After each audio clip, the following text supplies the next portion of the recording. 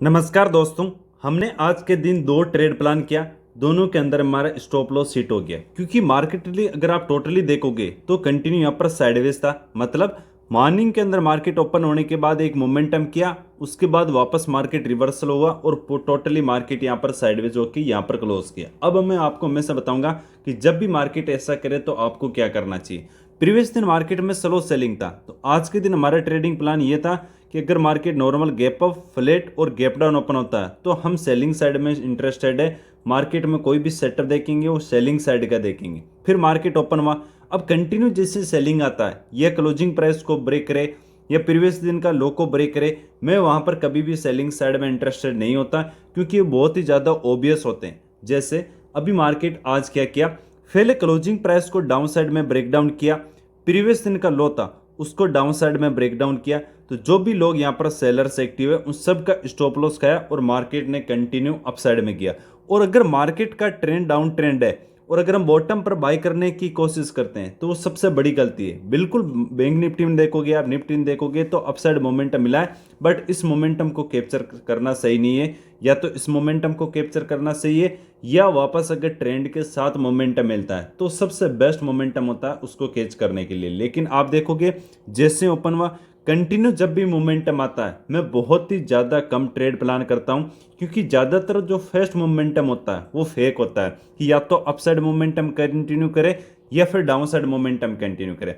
जैसे रिटेलर्स कहाँ कहाँ पर एंट्री प्लान करते हैं वहां पर भी ट्रेप करता है। जैसे क्लोजिंग प्राइस के ब्रेकडाउन पर हो गया, प्रीवियस दिन का लो ब्रेक किया, यहाँ पर ब्रेकडाउन हो गया, तो जहां जहां लोग यहाँ पर सेल करने की कोशिश करते हैं सबका स्टॉप लॉस खाया और यहाँ पर टोटली मार्केट यहाँ पर साइडवेज हो गया। अब हम बात कर लेते हैं कि मैंने कहाँ पर ट्रेडिंग प्लान बनाया था। एक बार मैं पोजीशन पे चलता हूँ तो यहाँ पर बिल्कुल देखोगे तो दो हमारे छोटे छोटे एक एक लॉट के अंदर यहाँ पर स्टॉप लॉस हिट हुआ है। अब हम बात कर लेते हैं कि निफ्टी में हमने कहाँ पर ट्रेड प्लान बनाया, उसके पीछे की साइकोलॉजी क्या है। अगर बैंक निफ्टी में देखोगे तो मोमेंटम था, इसमें क्या था, जैसे ओपन हुआ क्लोजिंग प्राइस का सपोर्ट लेके मार्केट अपसाइड में जा रहा था, इसलिए जैसे मार्केट यहाँ पर पहुंचा कि मार्केट रेंज बना रहा है उसका ब्रेकआउट कर रहा है, अपना जो इंट्राडे का था उस लेवल के पास पहुंचा, जैसे ही ये बेरिश कैंडल बनाया यहाँ पर हमने डाउन साइड की पोजीशन बनाए, बट मार्केट ने काफ़ी टाइम होल्ड किया और यहाँ पर हमारा एसिलेट हो गया। सेम सेम हमारा सेंसेक्स में था कि मार्केट ब्रेकआउट करके वहाँ पर सस्टेन नहीं किया तो वहाँ पर हमारा क्या है जो लॉस है वो रिकवर हो चुका था,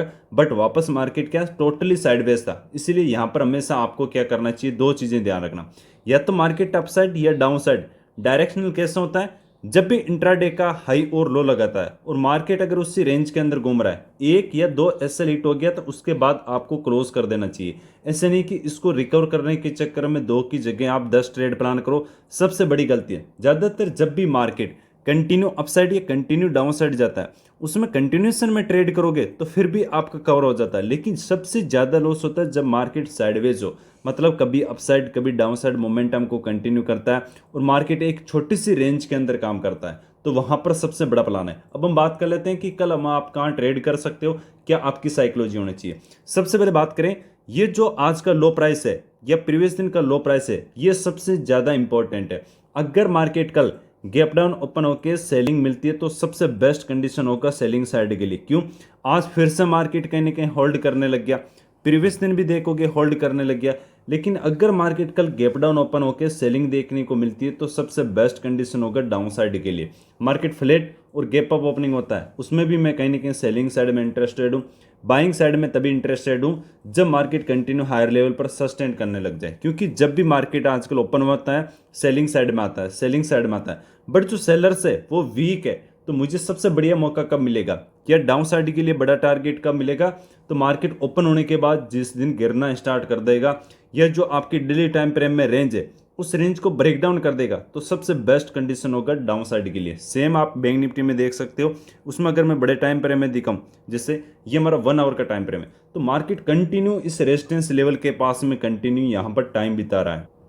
आप देखो मल्टी टाइम लगभग 7 से 8 बार इसको टेस्ट किया है, यहाँ पर सेलिंग भी है लेकिन फिर से होल्ड करने लग गया और नीचे से एक ट्रेन लाइन आ रही है, ये ट्रायंगल पैटर्न बन रहा है, तो इसका या तो ब्रेकआउट या ब्रेकडाउन। जैसे मार्केट में यहाँ पर रेंज काफ़ी बड़ी थी, फिर रेंज यहाँ पर छोटी सी रेंज के अंदर होगी, जितनी छोटी रेंज होती जब भी ऊपर की तरफ या डाउन साइड में ब्रेकआउट या ब्रेकडाउन करता है, कम से कम 1500 से 2000 पॉइंट का आपको टारगेट देखने को मिल सकता है। बाइंग साइड के लिए सबसे बेस्ट मौका यही होगा, अगर मार्केट इस लेवल को 55,800 के लेवल को अगर ब्रेकआउट करता है तो सबसे बेस्ट कंडीशन होगा बाइंग साइड के लिए। तो जितनी आपकी रेंज है उतना ऊपर की तरफ 2000 पॉइंट का टारगेट देखने को मिल सकता है। या फिर अगर ट्रेंड लाइन को ब्रेकडाउन करता है, जैसे अगर इस रेंज को बोलें तो 54,400 के लेवल को अगर ब्रेकडाउन करता है तो सबसे बेस्ट कंडीशन होगा सेलिंग साइड के लिए। सेम आप निफ्टी में देख सकते हो, उसमें भी मार्केट कंटिन्यू एक रेंज के अंदर बना रहा है, बट फर्क क्या है, बैंक निफ्टी में अपने रेजिस्टेंस लेवल के पास बार बार टेस्ट कर रहा है। अगर आप निफ्टी में देखोगे तो कंटिन्यू इसी सपोर्ट लेवल के पास में अभी मार्केट फिर से रेंज बनाए।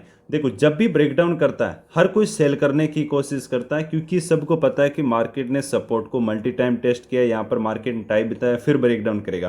तो हमेशा दो कंडीशन करना चाहिए, क्या, या तो फिर बहुत बड़ा गैप डाउन ओपन होकर कंटिन्यू करता है तो यहाँ पर हर कोई सेल नहीं कर पाता, मार्केट कंटिन्यू कर सकता है, या फिर मार्केट अगर फ्लैट या नॉर्मल गैप अप ओपनिंग होता है तो यहाँ से कंटिन्यू फास्ट सेलिंग आनी चाहिए, या पहले सेलर्स को निकाले उसके बाद मौका देना चाहिए, सबसे बेस्ट कंडीशन होता है। क्योंकि सेलिंग जब भी फास्ट होता है लेकिन फिर भी बार बार होल्ड कर रहा है, मतलब सेलर्स वीक है। अगर सेलर्स स्ट्रॉन्ग है, वो कल मार्केट अगर फ्लैट गैप डाउन ओपन होता है कंटिन्यू फास्ट सेलिंग आती है, तभी मैं कहीं ना कहीं सेलिंग साइड में इंटरेस्टेड हूँ। नहीं तो मार्केट अगर गैप अप या अप साइड में जाता है तो कहीं ना कहीं मैं बाइंग साइड के लिए इंटरेस्टेड हूँ। यहाँ पर आप देख सकते हो, यहाँ पर हमने 2 ट्रेड लगभग हमने कंप्लीट किए, क्योंकि मार्केट जब छोटी सी रेंज के अंदर है, सबसे छोटी रेंज यहाँ पर मार्केट रेंज के अंदर था, फिर ब्रेक डाउन किया, फिर सपोर्ट लेवल के पास बहुत ही ज़्यादा छोटी रेंज है, और जब भी छोटी रेंज अप साइड में डाउन साइड में ब्रेकआउट और ब्रेकडाउन करता है हमेशा एक अच्छा मोमेंटम देखने को मिलता है। जैसे यहाँ पर एक छोटी रेंज के अंदर था, यहाँ पर एक छोटी रेंज के अंदर था, इस दिन आप देखो बिल्कुल एक छोटी रेंज के अंदर फिर मोमेंटम मिला। तो आज के दिन देखो बहुत ही ज़्यादा छोटी रेंज के अंदर था, तो अप साइड और डाउन साइड बढ़िया मोमेंटम देखने को मिल सकता है। थैंक यू, जय हिंद।